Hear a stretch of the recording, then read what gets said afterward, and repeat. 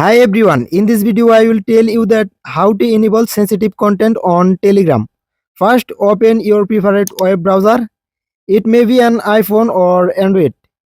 In the search bar search for Telegram web. From the search result click on the first link. Now enter your country code and phone number of your Telegram account. After entering click on next. Then you receive a verification code. Enter it to verify it's you. After logging in at the top left corner of the screen, click on the three horizontal line.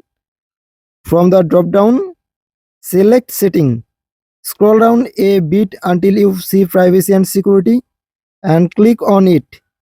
Scroll all the way to bottom of the privacy and security page. Here you will find the sensitive content option and click on it. Now you can view sensitive content such as a graphic or violent media in the Telegram app, and that's it.